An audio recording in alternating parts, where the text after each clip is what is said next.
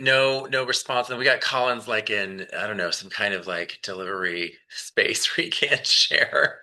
All right. So I'm going to go ahead and get started. And I'm really excited because this is material that's really near and dear to my heart. Hey, Mickey, great. Hotel sales manager. Awesome. So let's go, right? You guys ready to rock and roll? I am. All right.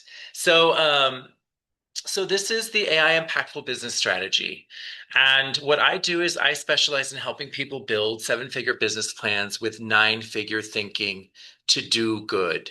And the do good part is very important to me. It's important to a lot of leaders in this, I call this modern world. We got a lot of division and challenges and fear. And I think AI can be an amazing way for businesses to create more impact. So, what I'm going to teach today is just learning how to design a high impact business strategy using $100 million thinking, ethical leadership, and practical frameworks. Okay. So, hopefully, today you get a better sense of how to be successful, whether it's a seven-figure business, a five-figure business, a nine-figure business. I use nine-figure thinking to really help people plan strategically, right? So, a lot of you have dreams that are like, what I want to do in 10 years or 15 years. And so if your strategy reflects that, your business will. All right, so a little bit about me. I don't like to do a lot of commercials, but my name is Dr. Helmut Lucero Love. It is so nice to have you all here. I am someone who's worked in healthcare, AI, and technology for my whole career. I've created over 750 million in revenue through those experiences and impacted 2 billion lives globally, which is just such an honor to help so many people through technology. My experiences are tenure with GE, big giants, right? McKesson, Nuance, Allscripts, IBM Watson AI was a quarter billion business, the last one that I had that was that size. And then I really shifted and changed gears towards social impact and entrepreneurs.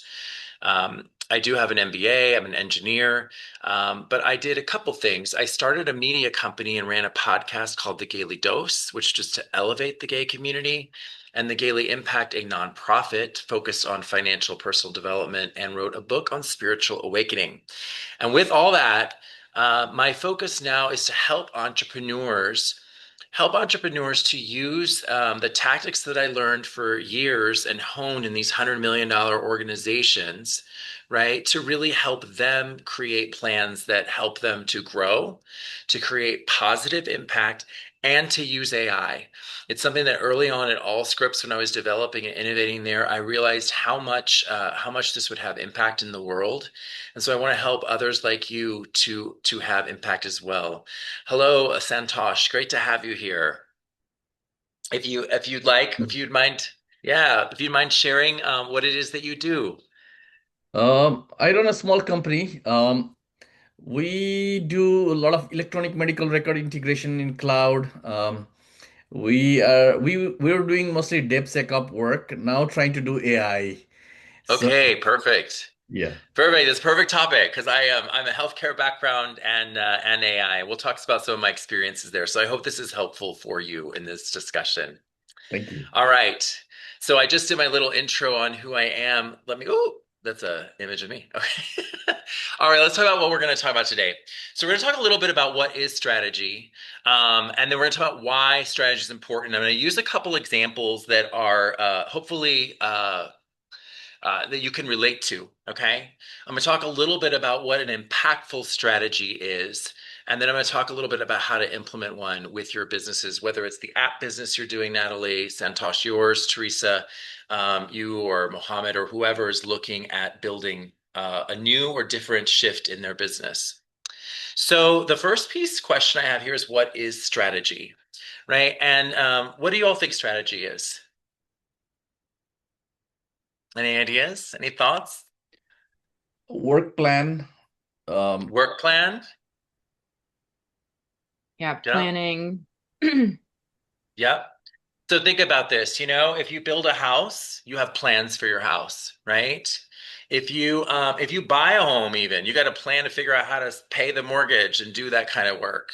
As you thought about maybe going to school, you had a plan how to get there. And strategy is really about having a plan for the probably one of the most important assets in your life that's your business, that's going to feed your family, feed your dreams and your passions. And I would say that strategy is a discipline. It's not just the plan, it's literally a discipline of choosing.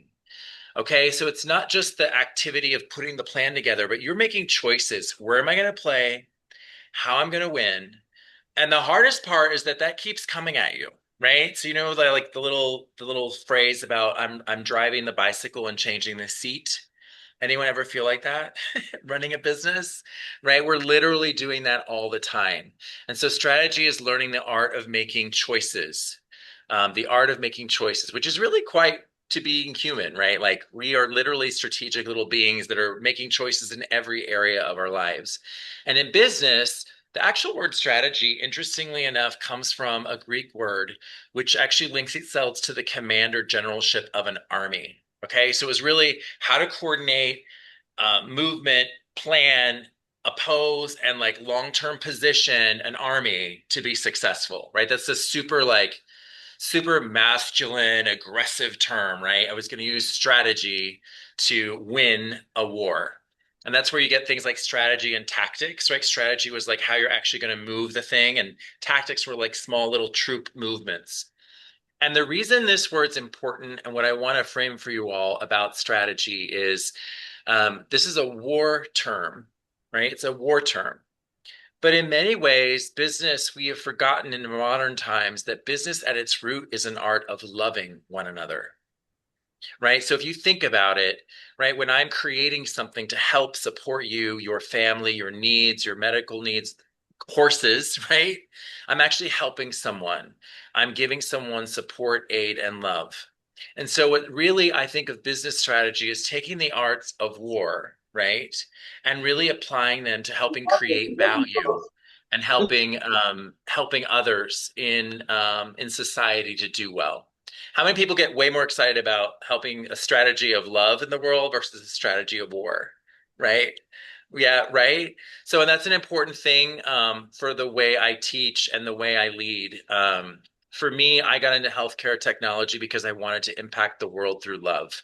And having a purposeful, decisive victory for people who want to do good is what I'm about, and what I know a lot of entrepreneurs get to be about.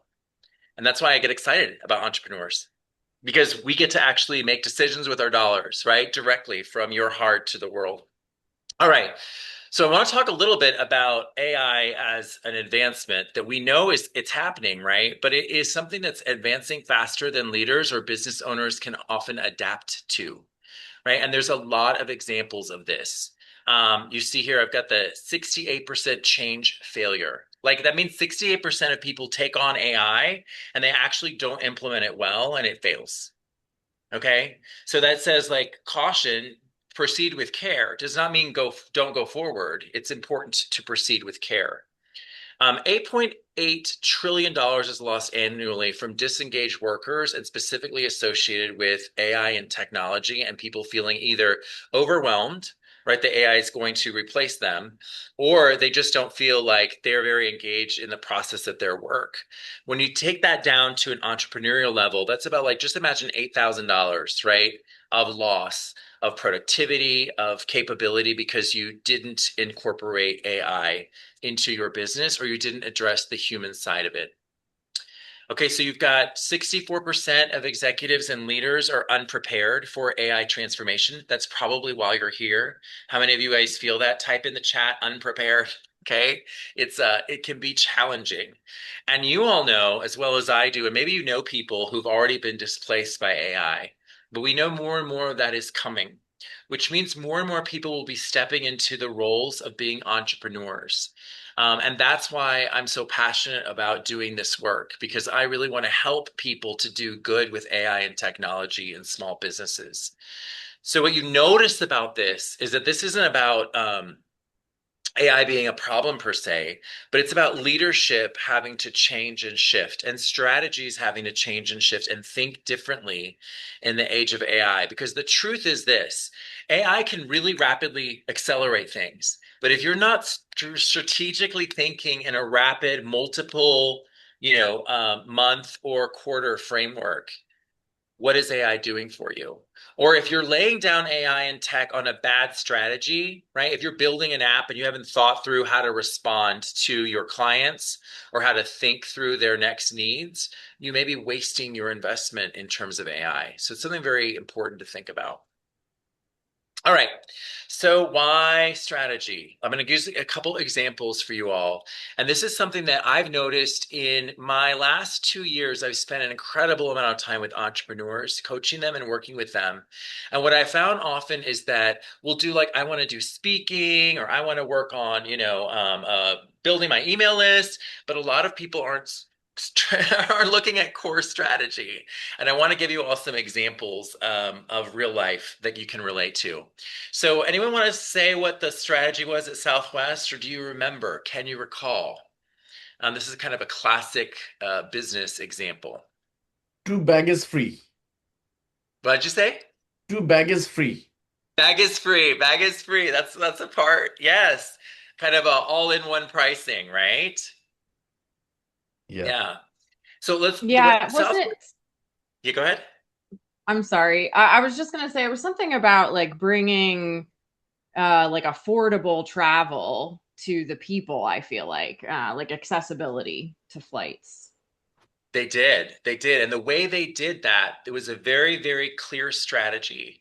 They did they did these low cost point to point routes. So they went short haul, right? Little place from here to here for the shortest price possible. And they weren't always popular. They didn't go to like the big cities first. They went short. Fast turnarounds on the aircraft and the same Boeing 737 model, right? They were like, we are doing the same thing over and over. Quick turnaround, next flight. Quick turnaround, next flight.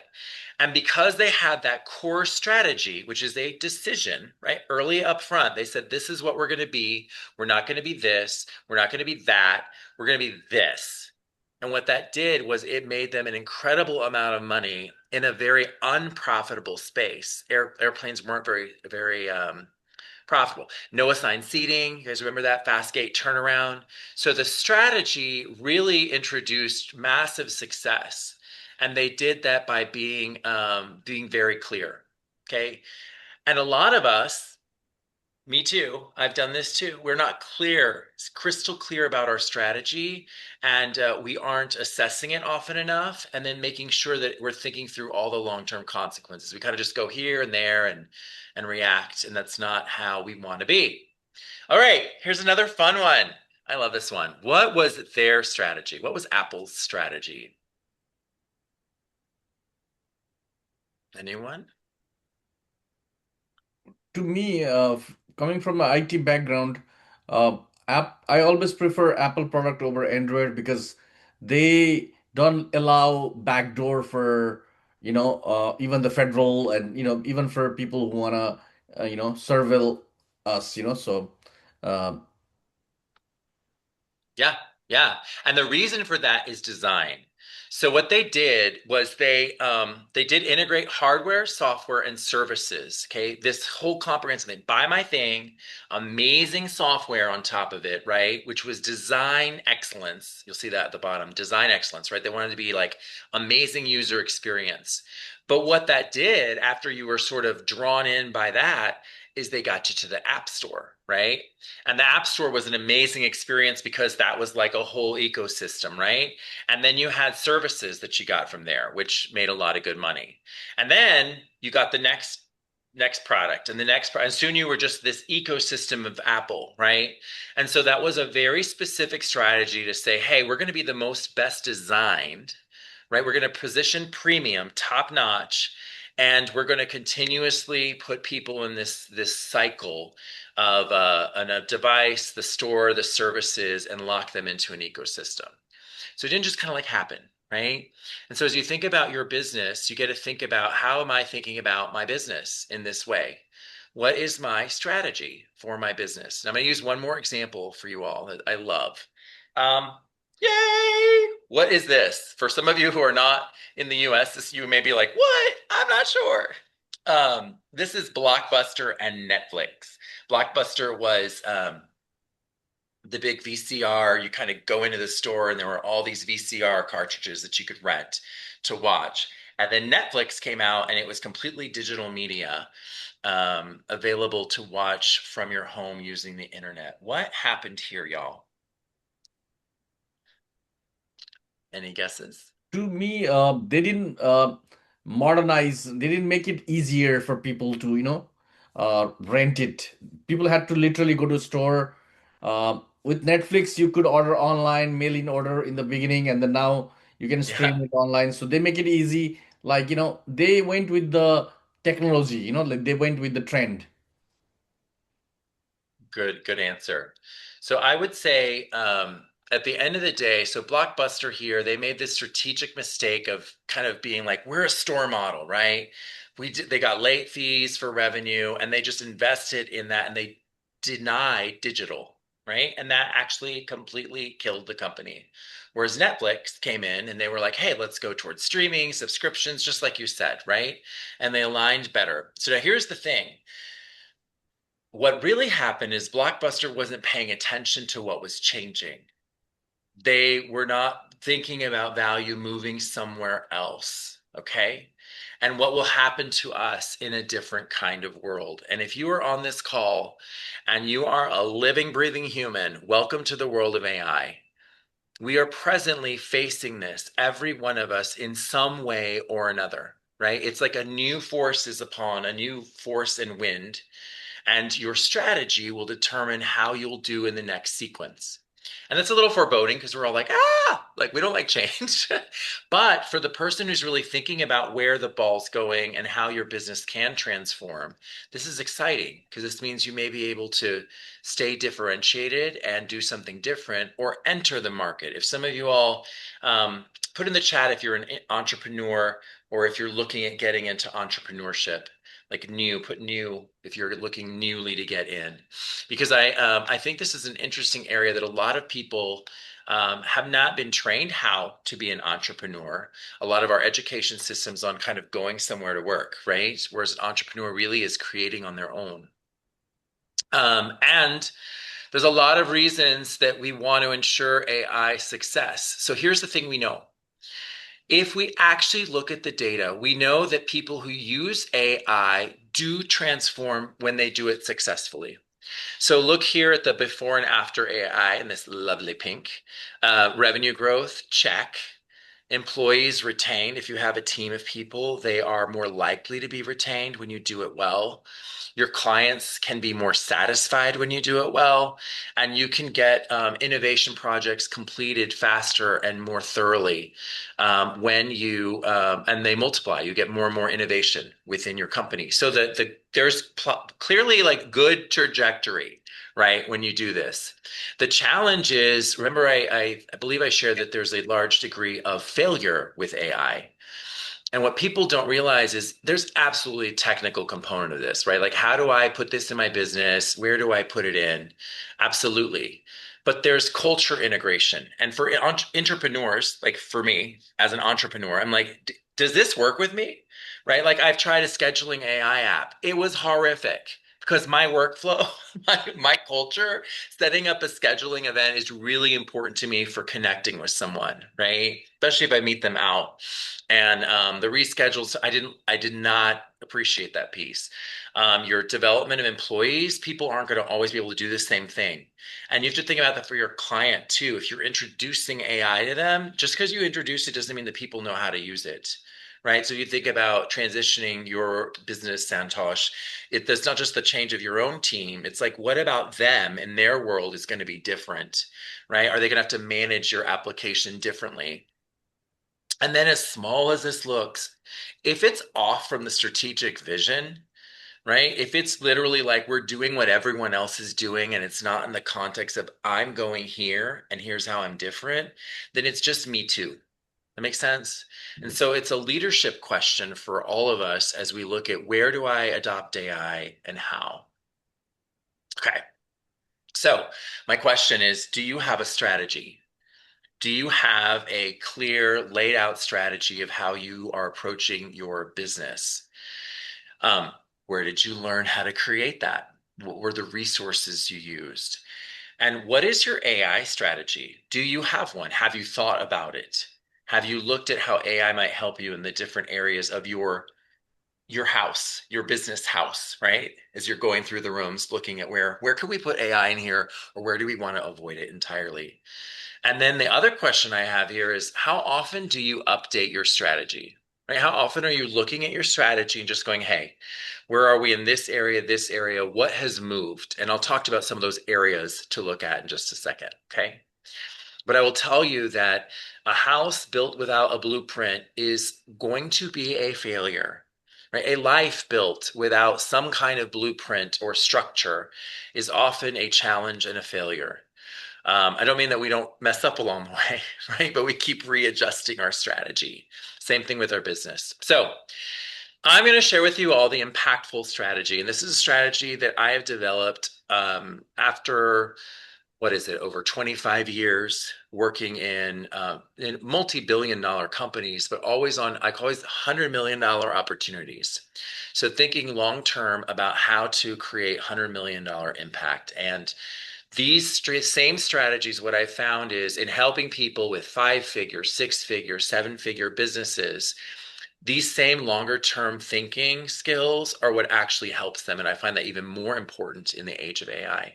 Okay, so yay, let's find out what impactful stands for. Okay, now this is an eye chart, and if you want to screenshot this, I would absolutely, recommend that. I have a question. Because Are we're, you going to provide yeah, this recording for us or? yeah, I am. I'm actually going to provide a recording. Yep, Thank, absolutely. thank you so much. No problem. No problem. All right. So my question here is around, not my question. Why are we asking a question? I'm going to tell you about a slide. What I want to share with you is these are the areas. I'm not going to go into them deeply, but I am going to kind of speak about them more from an entrepreneurial perspective. Okay. So, intentional leadership. Intent is a very magical word, right? Intention is about the purpose. It is about your aim and your goal, and it is often both a duality of for self and for others. And this is why I said sort of using strategy in the business world is about how do I have a creative strategy for what did I say? Not war, but love, right? And the reason I said that is because ultimately your business needs to help people do something good in the world. If you want to do something bad in the world, there's someone else to work with. Okay. There's plenty of bad in the world. But I think that people who are obsessed with using AI and technology for good, that's the tribe that I hope to encourage and enlighten.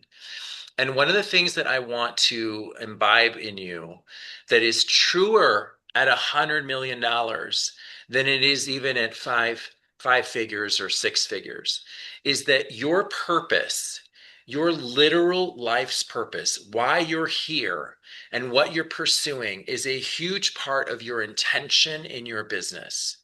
And it's not something that we talk about, right, in business school. You learn about, well, the intention of the business is to create, videos available for people, when they go to a store called Blockbuster, right? But how that actually ties to what you're trying to create in the world, super important. Market intelligence. And this is really a practice of understanding where are my competitors or people like me. And it's a regular cadence of copying or protecting, right? There's no reason you can't do something someone else is doing in another industry. And a lot of us aren't curious enough to do market intelligence, looking at trends, staying abreast, right, at what's going on with your clients. And also a key area here is collaborators. Who else is swimming next to your horse equine customer that might be a really great person to help? And if you help them, they help you gain the client, right? As you think about even your application. And we don't spend enough time looking at that. Even as entrepreneurs, we go, oh, it's too much. And this is super important because it's where you get your headset for your business. Understanding your positioning and your unique positioning. I call this your market edge, where you specifically and uniquely meet the unique needs of your client. Really, really understanding that edge is going to be the place where all your differentiation comes from, all your growth comes from. And if you don't have a clear reason why you, better than whatever, doing nothing, doing the next best alternative, you're not going to be successful. And that's okay. There are many ways that that edge can be developed. Okay. The architecture of your offering, literally thinking through, am I doing recurring revenue? Have I thought through the psyche of how someone's buying? Right? Are they buying small, getting to know me, buying the next piece, getting to know me? Is there some way that I can continue to get revenue from this client? Right? So they buy maybe something up front. Can I finance it differently? That kind of gets into our next area of capital and financing. Am I looking at different models like grants or loans or angel investments? Like, how am I actually funding what I'm doing? Or if I want to do something big, right? If I want to do the next thing, what are some ways that I can finance what I'm doing? That's important to think through. The operations of your business. This is a strategy, right? When we talked about, do you guys remember the strategy about Southwest Airlines? There was an operational strategy. They literally like, we're gonna just be the ones that do these short things and have really quick turnaround. And everything was built on that, right? And operations as a strategy.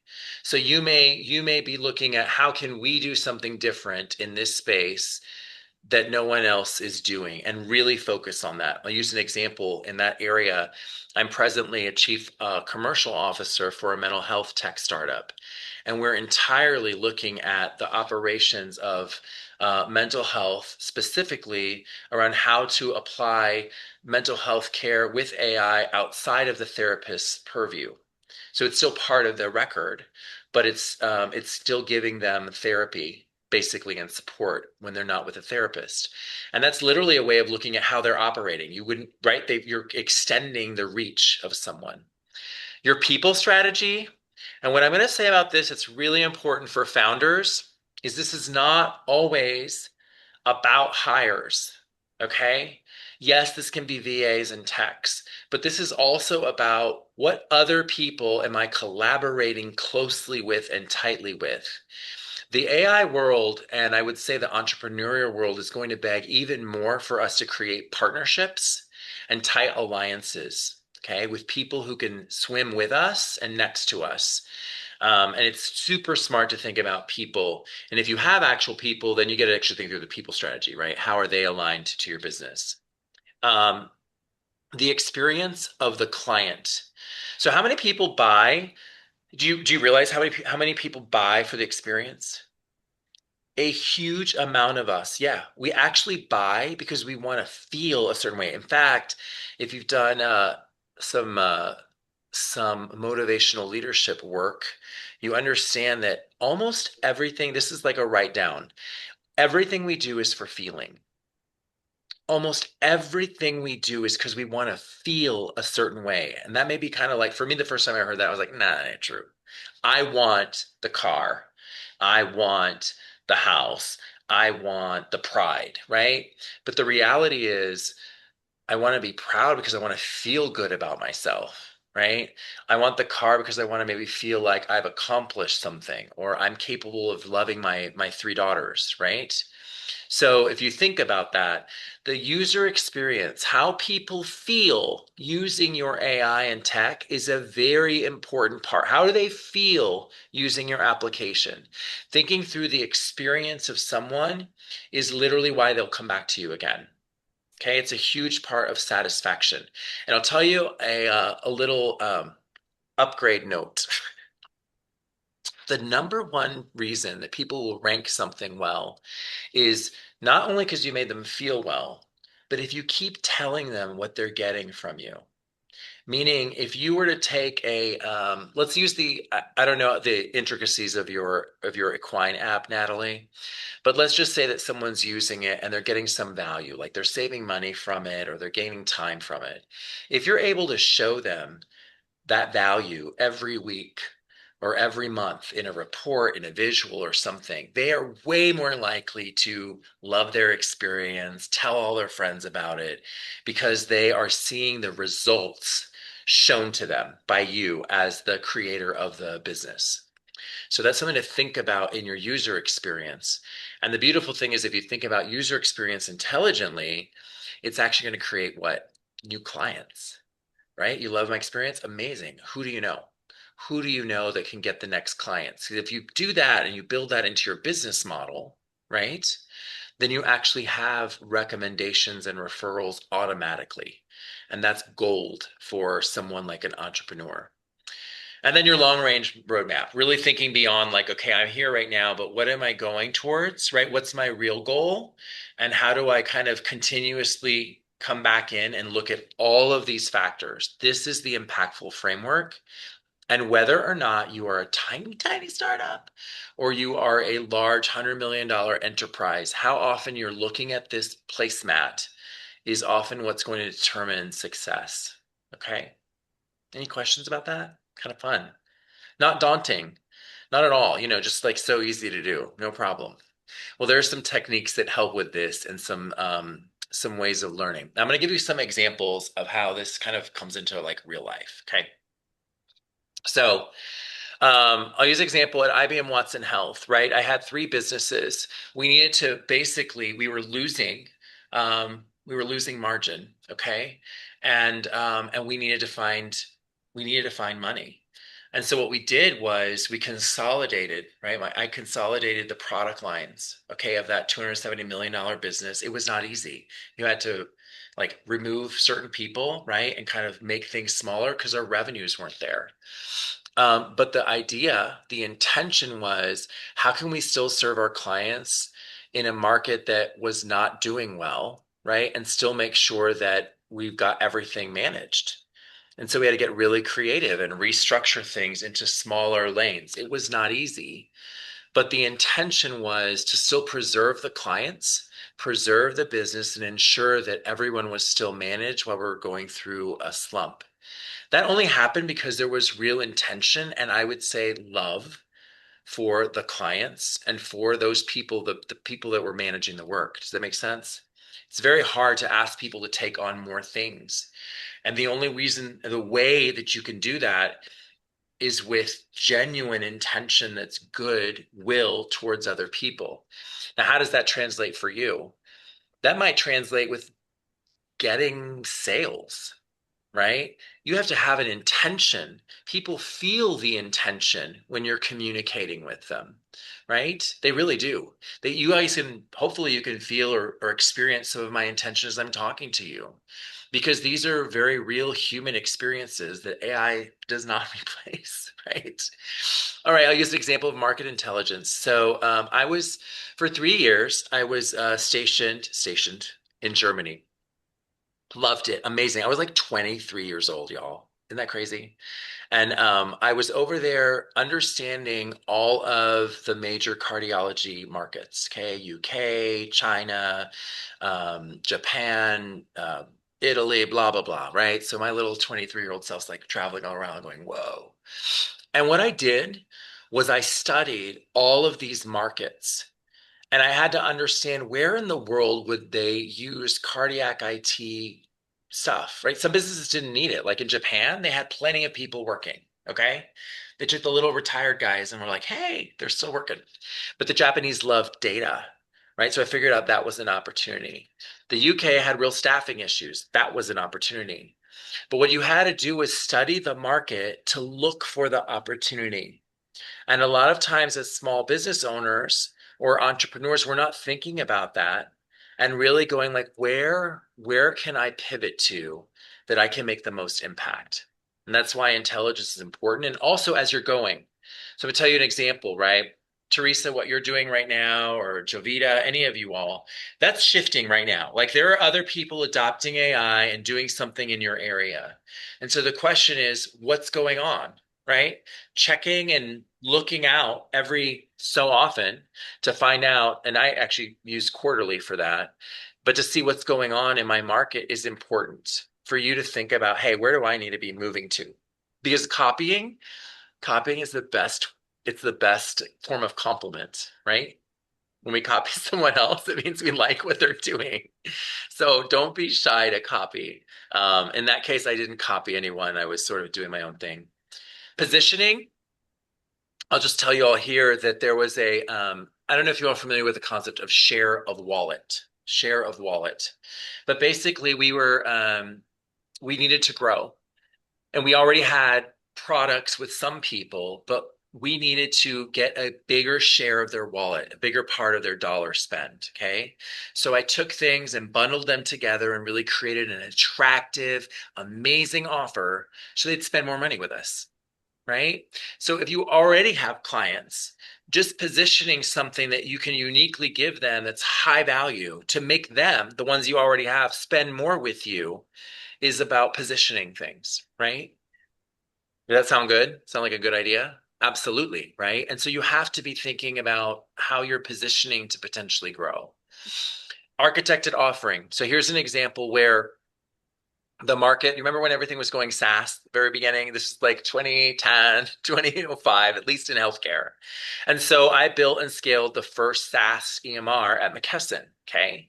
And this went from, zero to thousands of providers, right? And what was that about? Building the right widget, right? Sometimes it's about building the right widget and the right pricing, and your strategy is really focused around that, and everything flows from there. And that was a lot of fun. And then I'll use the example of user experience. I talked about like just having an amazing user experience and life cycle, right? That can be a strategy. I built a number one ranked podcast here in Atlanta with incredible amount of impact, really focused around how can I make it really enjoyable and fun for gay people to hear really positive, I would say morally aligned, encouraging media, right? Something that I didn't see that it didn't exist. It was sort of like a gap. How are we becoming better as a community? And so I really, really focused on how I could build an experience that people would like and enjoy. And that was a really, really fun endeavor. And so I would say that these aren't just sort of like general things, right? They're real things that can create lasting impact. All right. We're almost we're almost through this material and do some questions and answers, which I love. So here's the hard part, y'all. 70% AI failure rate. That ain't a great rate, okay? Not because of the tech, but because of the leadership clarity and how the success was measured. And this is why I've kind of built this sort of the yin yang of AI. We are grossly mistaken if we think that AI and tech is going to replace the need for the humans and the need for humanity. In fact, it's going to shift us to really emphasizing and accentuating the most human of things. Now, I'm not going to sit here and say that there aren't some complexities of that we're going to go through macroeconomically, politically. We know that's upon us, right? And if you want some fun fact, I ran for mayor of Atlanta and wrote a book on spiritual awakening to address some of these things. So that was my side hustle. But what's important for you as a business leader to recognize is that the failure of AI is when you don't anticipate and really think through the people impact of what you're doing. That's the example of me, right, adopting the scheduling app. And that's the example of you maybe jumping into something, going whole hog, and not having really thought through the human impact, right? So this becomes this yin yang balance. How much do I adopt and promote AI and tech? Right? And how much do I make sure that I'm enhancing the humanity of the experience with my clients or what they're delivering to their clients, right? Um, so you wind up with a two-sided question for yourself. How does my business strategy use AI?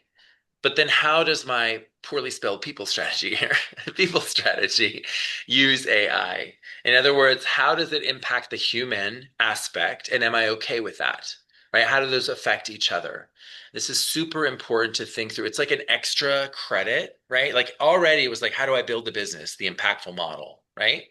Now I'm going to ask, where does AI fit into these different elements, right? AI tools for pricing, AI tools for product, AI tools for customer support. Which ones do I use and when is the question we're all going to be asking. All right.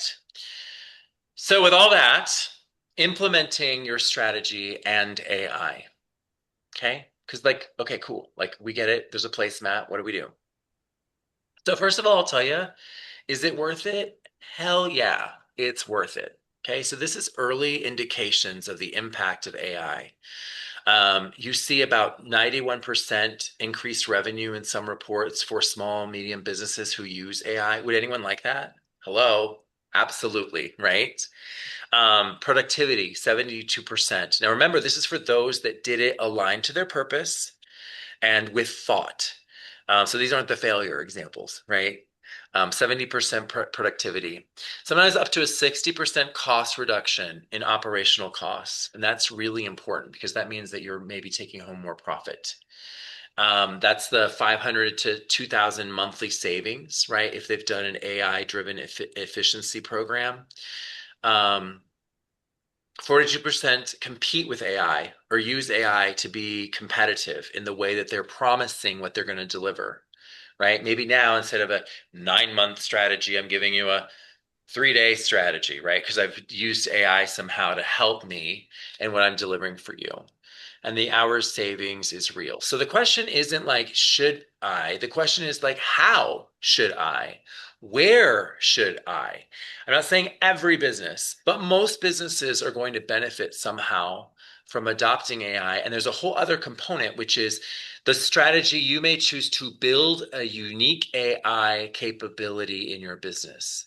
And that's something that I'm very capable of.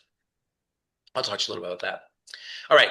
So these two parts, leadership development and strategic planning, I want you to ask yourself some questions around these two dimensions, okay? Because I'm going to tell you all honestly, leadership development is something that it's often we don't want to be like, I need work. It's like self-help. Like no one's running to go get self-help all the time. Sometimes you have to like be a disaster before you're like, oh my gosh, please give me some self-help. Anyone been there? I have. Like, okay. But the truth is, for your business, if you want to grow your business, leadership development, the development of yourself as a business leader is crucial, right? It's just aligned with the strategy. So I think of the strategy is what we're going to do, right? Leadership development is how we're going to be. How am I going to be so that I can do? And I'll ask you a couple things here. How do you measure your leadership? Have you measured your leadership? And we've done things like disc profiles, right, and talents and skills. I have a assessment that I do with people that helps them measure their leadership. I use actually a chakra-based methodology for that. But everyone needs some way to measure their leadership ongoing.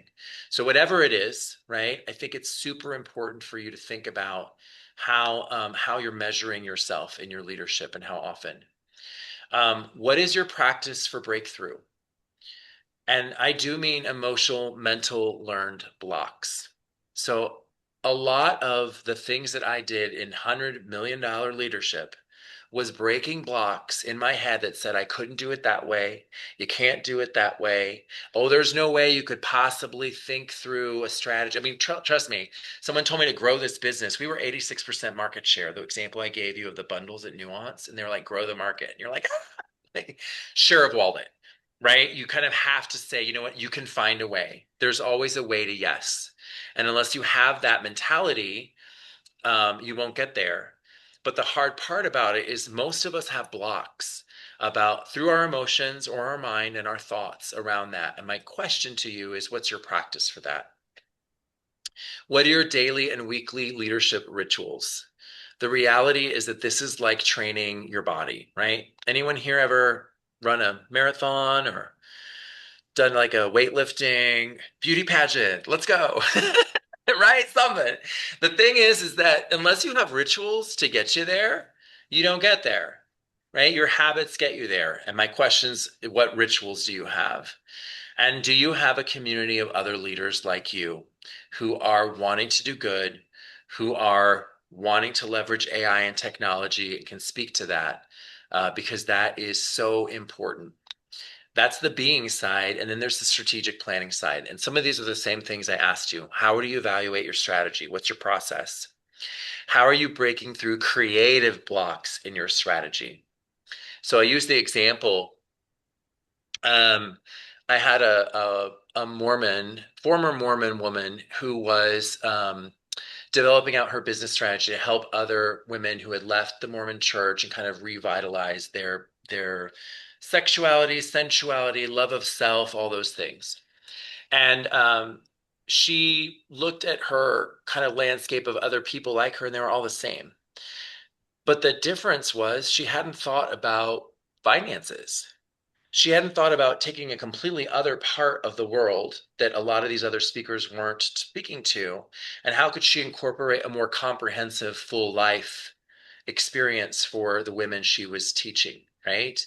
Sometimes we get through creative blocks in strategy by having other people look at it, right? And I was able to help her get through that block.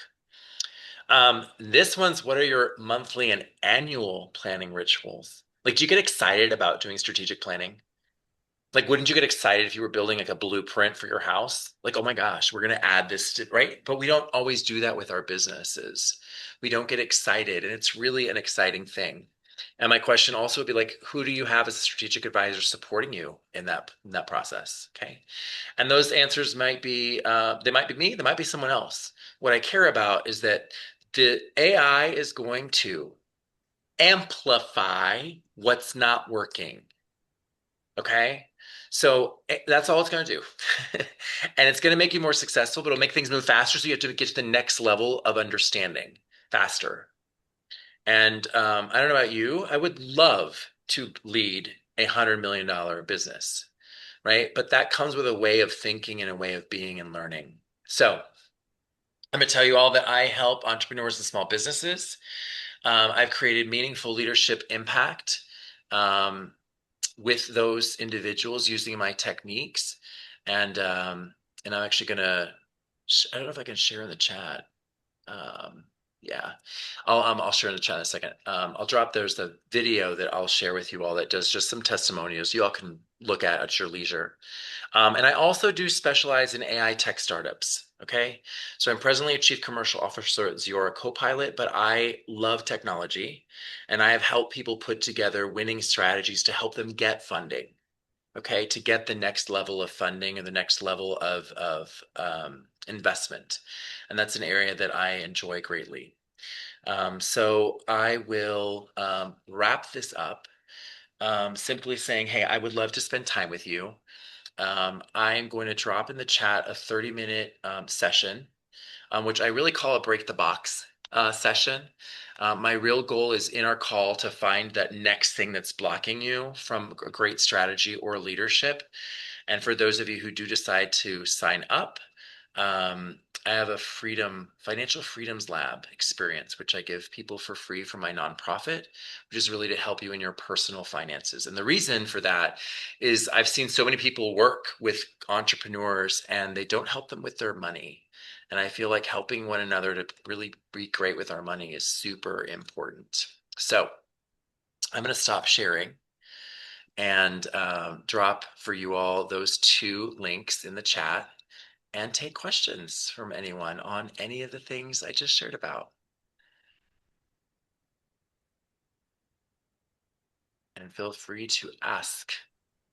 Um, I would love to hear you speak about how you go about messaging AI. I have found, especially lately in current events and everything, a lot of my target market is also a cohort that is a very afraid of AI and not super on board with the environmental impact and data centers and rural communities and things like that. So I just love to hear a little bit about how you have navigated that. Yeah, it's a fun one, right? It's a real challenge in many, many regards. And by the way, I also dropped a little YouTube on the people I've helped with leadership and businesses.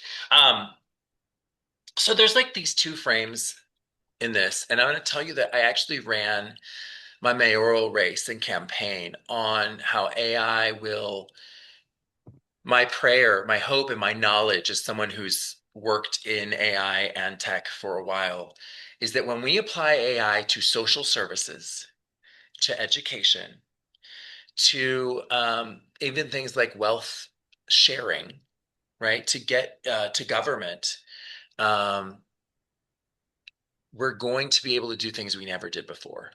We're going to be able to extend care and extend the humanity further because we've used technology to do the boring things or the things that we just couldn't afford to have a human do. Okay. So it's not going to solve in the short term, it's not going to solve the policy issues of like the wealth gap, right? But my goodness, imagine, for example, AI and technology. And this is the thing that I think we've not done. I often say that like love and sharing are always slower, but they are stronger, right?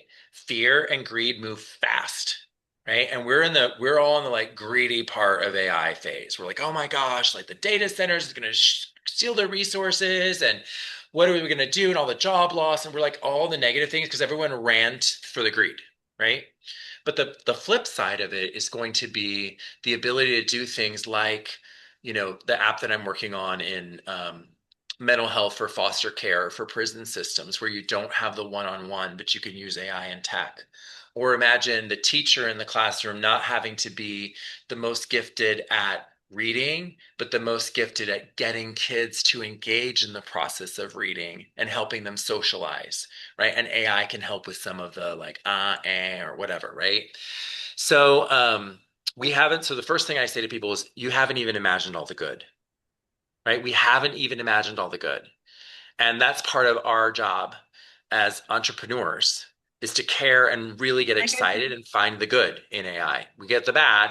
What about the good? So that's the first thing I talk about, Natalie. The second thing I talk about is that the reality of those large data centers and the energy piece, then this is my opinion, and that's because I have a very God-centered view. I believe that um, nuclear energy is a gift. I believe that there are ways that we will be able to power up these places that are going to be relatively good for the earth, relative to the amount of impact that they can have for humans. Um, and that's kind of scary because people are like, ah, but you know what? I think that's for me where I go with that, Natalie, is I just believe that there is a greater source that already anticipated our discovering AI, right? And the question is more about how do we morally, ethically, spiritually, as a society, use this technology, right? Is this to harm or to help?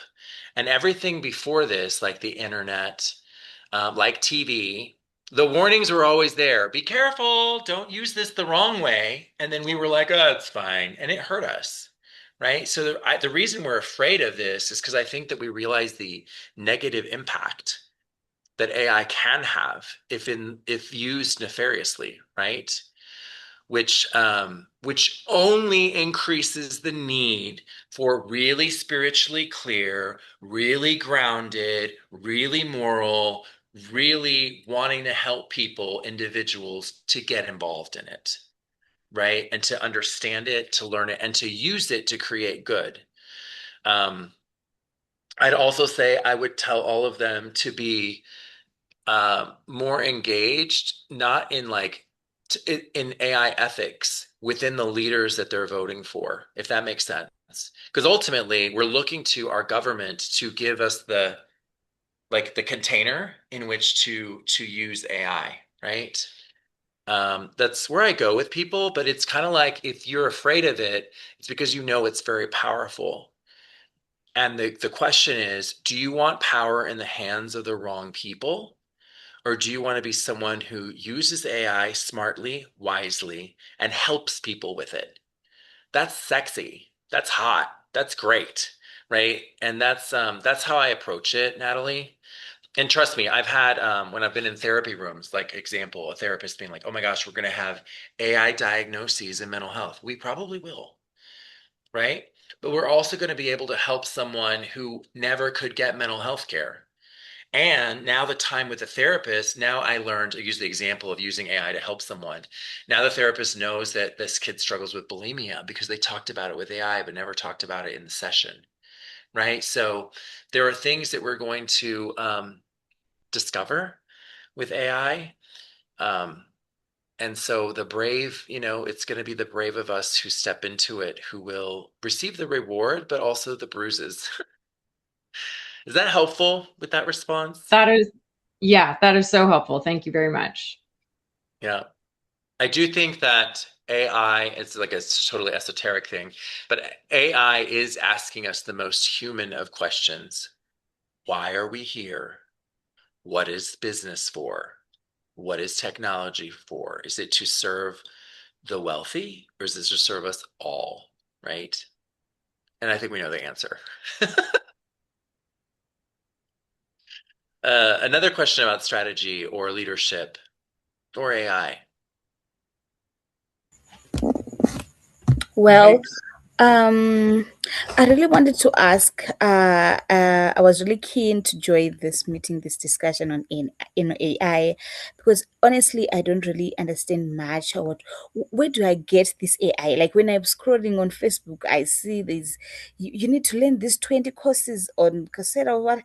But I don't. I'm not really sure if it's the right button to click and learn. If you have any recommendations, any platforms that we can learn AI, and what is it like? I've used ChatGPT. Like I'm being honest, I've used ChatGPT. Is it Yeah. really AI? Is that the AI? Like I use it. It's just I just send in information about the flyer, or and it just generates one in seconds, in less than a minute. But is this the AI? But when we speak of I've been listening through when you say an application that you can use.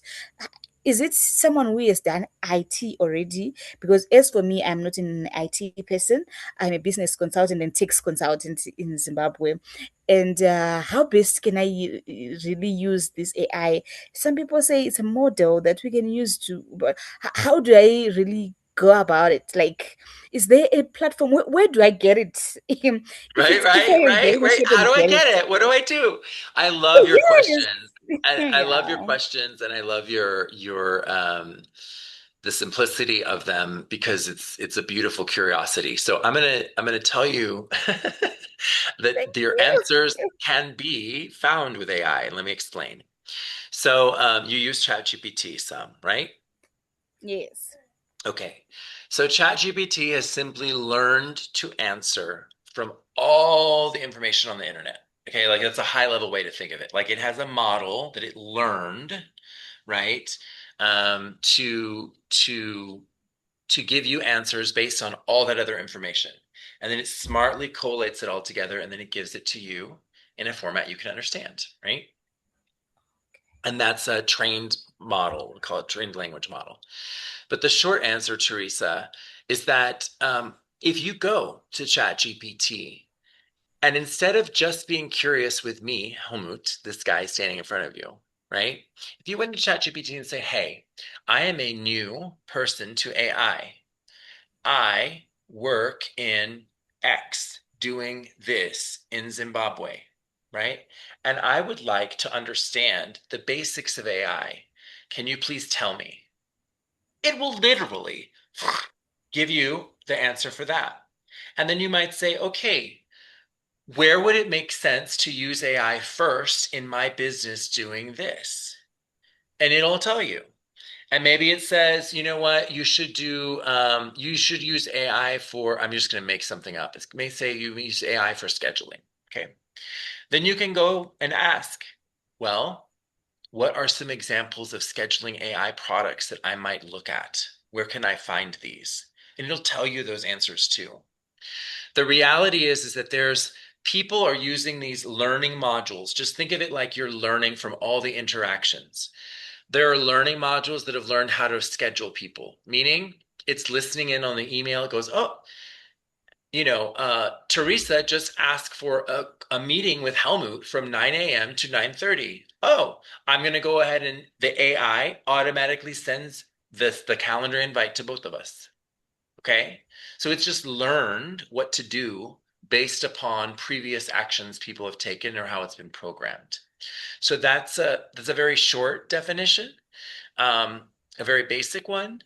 But if you go into ChatGPT and just simply ask it questions like this, you're going to be surprised at the answers. They're not always 100% right, but they are like 98%. And what's crazy, Teresa? Depending on the model, right? Obviously, life is different in Zimbabwe than it is in America, um, Yeah, sure. right? But you'll be able to ask, you can ask even advanced questions, right? Like, I have a business and I'm struggling in this area. What can I do? I have a business and I want to find more clients in Zimbabwe. What are some good examples of how to do it? right? And it's surprising. You'll see the more that you ask it, it becomes like not your best friend, but like a consultant in a box. That makes sense? Is that helpful? Yeah, yeah, very Okay, helpful. Thank you so good. much. Absolutely. Any other questions from the group? So fun. All right, so I have sent you all a link to do 30 minutes with me. I would love to support you in a breakthrough or an area of your business that you'd like to change or shift. And I thank you all so much for joining me. Um, and yeah, if there's no other questions, we'll wrap it up and hope you guys have a great rest of your day, okay? Thank you. Absolutely. Take care. Bye.